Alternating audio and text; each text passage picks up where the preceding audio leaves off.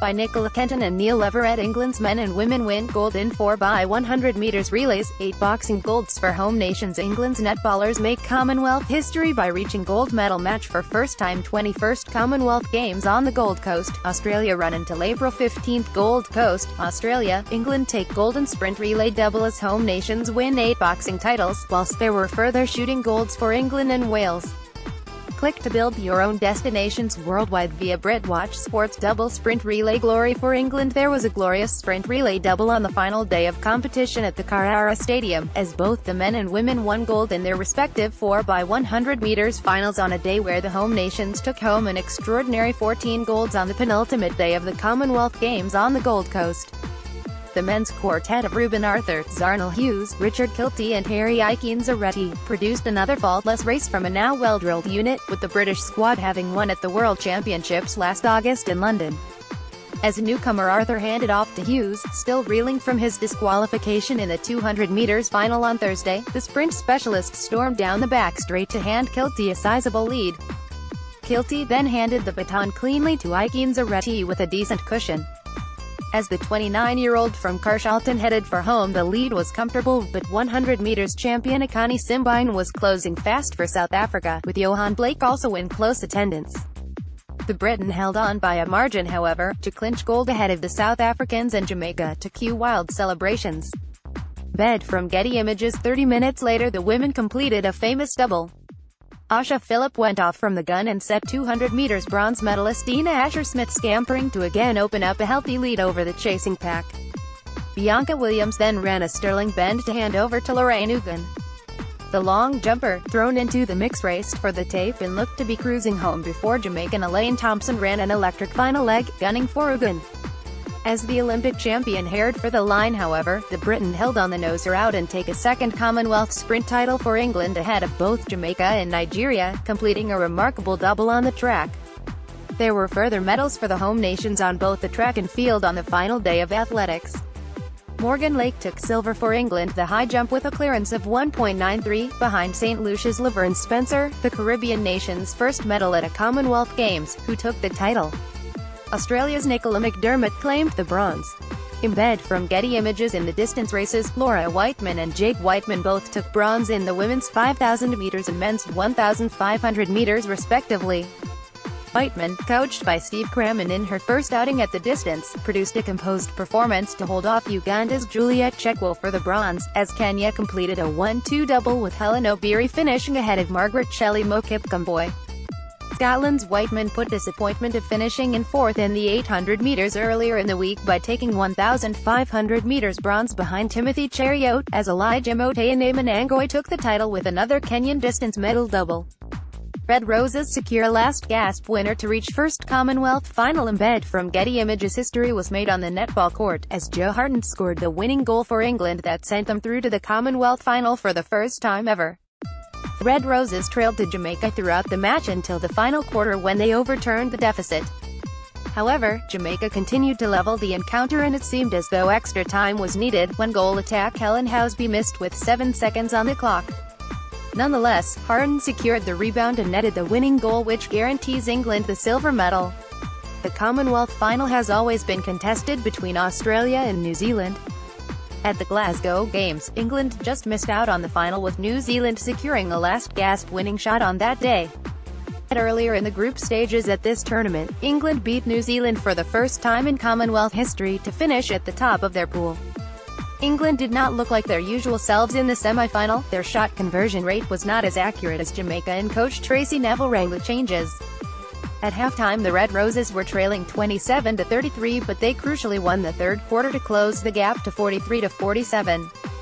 Although they did not place a stranglehold on the match in the final quarter, they did what was necessary to continue to close the gap until they led for the first time, and Harton eventually closed out the match. They now face Australia in the gold medal encounter. Extraordinary 8 golds in the boxing ring. In bed from Getty Images. As finals day arrived in the boxing finals at Oxenford Studios, there was a remarkable 8 gold medals claimed by the host nations to round off a superb games on the Gold Coast. England's Lisa Whiteside and Galalia Vi both won their early bouts to secure their respective Commonwealth titles, while Paige Murney could not overcome home favourite Anya Stridsman. Whiteside nearly gave up boxing after fracturing her skull in 2015, but the 32-year-old fought back and claimed an unanimous decision against Northern Ireland's Carly McNowell.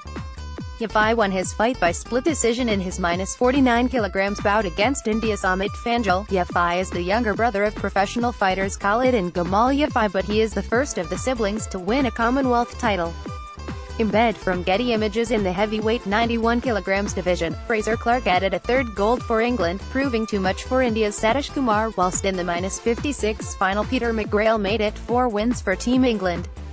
Sandy Ryan and Pat McCormick took the tally to a Super 6 in the boxing ring for England, whilst there was double delight for Wales's Lauren Price and Sammy Lee to claim their own Commonwealth titles. There were 6 silver medals for Northern Ireland on a disappointing day on the losing side, however, as Brendan Irvine and Christina O'Hara were amongst the defeated fighters in their respective matches.